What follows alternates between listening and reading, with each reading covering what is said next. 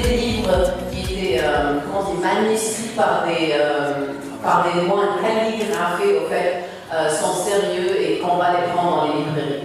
Et nous savons que l'histoire a changé et que, en fait, quand la plupart de la société dans laquelle nous vivons aujourd'hui, en fait, elle a été influencée par cette technologie. Donc cette technologie, elle a changé le monde et aujourd'hui, nous pensons que tout ce qui est autour du i va changer le monde d'une manière beaucoup plus grande que nous pensons aujourd'hui et que personne ne le sait. Si vous auriez demandé au XVIIe siècle la politique presse comment elle va changer le monde et qu'on va être ici tous ensemble, que l'autorité va changer, que tout ce qui est éducation ne va plus être réservé à l'aristocratie, que personne ne l'aurait su. Et donc nous pensons que la technologie aujourd'hui, ça va être le mode de changement et je pense en Tunisie, nous sommes un pays qui veut en parler parce que même la révolution qu'on a vécue, une partie de cette révolution a été emportée par les médias sociaux et par le livre. Donc le monde est en train de changer. D'un autre côté, pour donner mon expérience depuis que je vis ce poste de ministre de Tourisme, et j'aimerais bien partager 3 expériences. Je sais que quelques-uns de mes équipes sont ici et j'ai beaucoup vraiment de respect pour le travail dur qu'ils font avec les peu de moyens qu'ils ont. Mais moi, je suis venue avec beaucoup de papiers. Moi, j'ai refusé, j'ai dit écrivez-moi un email, je vous réponds. On avait même un exchange server dans notre ministère. Moi, je crois jusqu'à aujourd'hui, je ne suis pas capable d'écrire un email à tous mes collaborateurs. Donc, je voulais juste vous dire, en fin de compte, maintenant dans mon ministère, je travaille dans le 1.0. Donc, sur les trucs basiques, d'avoir un serveur, d'avoir des emails, d'avoir des email lists, peut-être de créer un newsletter et tout ça. Mais en même temps, une autre expérience, en fait, c'est que en Tunisie, je crois, on a 4,5 millions de Facebookers. Si on enlève 500 000 de fake, il reste encore 4 millions. Si on enlève tous les bébés et toutes les personnes âgées, on pourrait dire que chaque Tunisien, en fait, aujourd'hui sur Facebook. Et donc, moi, j'ai même une page fake qui est géniale, qui a 130 000 fans, qui n'est pas ma page. Et c'est des gens qui font cette page d'une manière extraordinaire, for free. Je ne les paye pas, je ne connais même pas qui c'est. Et donc, on a vraiment une grande, non seulement compétence, mais un attachement à tout ce qui est social media. Et donc, ça, c'est un potentiel sur lequel on peut vraiment bâtir. Bien sûr, la 3e expérience, dans le ministère, on est peut-être à 1.0. Dans la société tunisienne, on est dans la crazy 3.0 peut-être. Et tout ce qu'on a parlé ce matin de tout ce qui est, au fait, infrastructure. Et je pense que ça, c'est aussi quelque chose sur lequel on doit travailler. Quand on est à la maison, on travaille le soir et qu'on a un vidéoconference avec quelqu'un et que c'est presque impossible de le faire parce qu'on n'a pas de débit, ça, c'est aussi une expérience personnelle. Donc, je voulais commencer peut-être par mon expérience personnelle, au fait. Et quand mes enfants sont venus me rendre visite, je voulais aller sur Internet et voir qu'est-ce qu'on peut faire avec les enfants à Tunisie.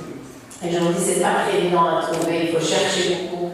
Et donc ça, c'est l'histoire du portal de l'e-tourisme, c'est une grande priorité pour nous. Donc le tourisme, juste 2 mots sur notre stratégie, parce que je crois que c'est important. Nous n'avons pas de nouvelle stratégie. Ça, c'est vraiment primordial de le dire. Il y a eu beaucoup d'études. Moi, je dis toujours, je travaille dans plusieurs pays, dans 18 pays, vraiment intensément, et j'ai jamais trouvé de stratégie et d'études aussi belles qu'en Tunisie. Jamais. C'est vraiment parfait. Le problème, c'est que quand on regarde combien de ces études ont été exécutées ou implémentées, le pourcentage est très faible. Donc je pense que nous n'avons pas de problème de quoi, nous avons un problème de comment. Et dans le e-tourisme, tous les deux ont parlé, en fait, nos équipes nous disent que depuis 2001, je crois, ou même avant, il y a l'idée de faire ce portal.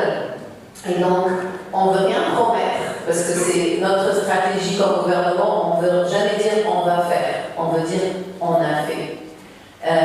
Mais ce qu'on va dire qu'on va faire, c'est que nous voulons stopper les paroles, le talking et aller vers le doing, donc aller vers l'action, et vraiment créer, avancer dans l'implémentation. Et même si c'est pas 100% parfait, on commence par 60% ou 70% et après on arrivera. Donc pour le tourisme cette année, qu'est-ce qu'on a fait? On a pris toutes ces belles études et on s'est dit comment on peut faire un peu plus de focus parce que nous avons cette saison, après 3 années vraiment dures, et pour tous les professionnels qui sont ici, tout mon respect, parce que travailler dans une profession pendant 3 années de crise avec une conjoncture très difficile, et rester et avoir de l'espoir et continuer, moi je trouve qu'il faut vraiment donner beaucoup de respect à ces professionnels et à ces gens-là. Donc ça c'est vraiment le premier message. Et donc cette année on veut vraiment ressortir de cette conjoncture.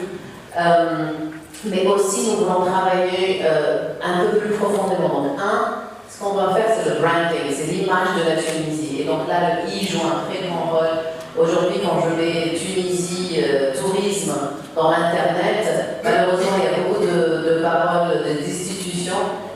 On aimerait bien que quand les gens mettent Tunisie, tourisme, ils trouvent des belles expériences et tout ça. Donc, on doit travailler beaucoup plus sur le search engine optimization, on doit travailler beaucoup plus sur d'avoir des expériences, des vidéos, des gens qui ont été en Tunisie et tout ça. Donc, dans l'image de la Tunisie, il faut se travailler vraiment beaucoup au digital. La deuxième priorité qu'on a, c'est la qualité.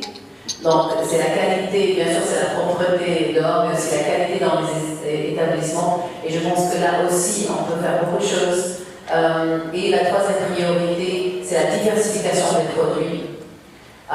Et mon collègue va en parler un peu plus, comment le IT, le TIC va nous aider pour la diversification des produits.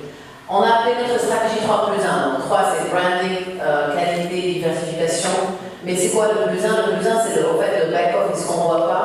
Donc c'est la gouvernance, comment on peut s'organiser en tourisme. C'est aussi le thème de l'endettement que tout le monde connaît.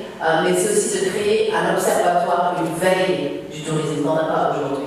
Et ça aussi, on arrivera vraiment à le faire avec le digital. Avec Mme Henri Lejaï qui est ici, qui est notre nouvelle directrice générale de l'ONTT, nous vraiment pensons à consacrer 10 à 15% probablement de notre budget de marketing, beaucoup plus dans le digital. Et on est en train vraiment de négocier, pas pour 2015, mais peut-être déjà pour 2014. Et j'espère que les prochaines semaines, on pourra dire plus dessus.